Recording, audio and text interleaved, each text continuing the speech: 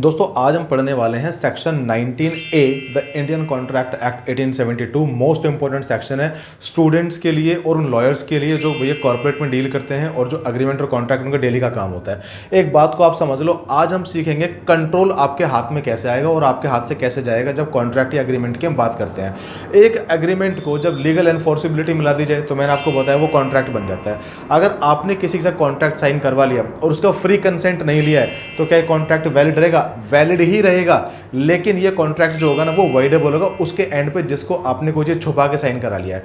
अब दूसरी बात सबसे इंपॉर्टेंट, अगर उसके पास रीजनेबल टाइम था या उसके पास ऑर्डिनरी डिलीजेंस था ये पता लगाने का कि भैया झूठ बोला गया था, उसके बाद टाइम था वो कैंसिल कर सकता, तब उसने नहीं किया तो अब वो क्या करेगा? तो अब ये कुछ नहीं कर सकता, तो वो कॉन्ट्रैक्ट तब भी वैलिड रहेगा। लेकिन अगर मैं बोलूं कि अगर उसको पहले से नहीं पता था और अब उसको पता चला है तो अब क्या करेगा वो? तो भैया कॉन्ट्रैक्ट तो वॉइडेबल हो जाएगा ना। उसके पहले उसको कुछ भी नहीं पता था और ना उसको टाइम मिला और साइन करा लिया गया उसके बाद ना रीजनेबल अपॉर्चुनिटी थी ना टाइम था, कुछ भी नहीं था। अब उसको पता चला उसके साथ फ्रॉड हुआ है, यानी कि कोई एक ऐसी बात जिसकी वजह से वो अपने 10,000 रुपये बचा लेता। अगर छोटी सी बात अगर उसको पहले पता होती कॉन्ट्रैक्ट साइन करने से पहले तो ये केस जो है कोर्ट में चला जाता है। तो अब क्या होगा?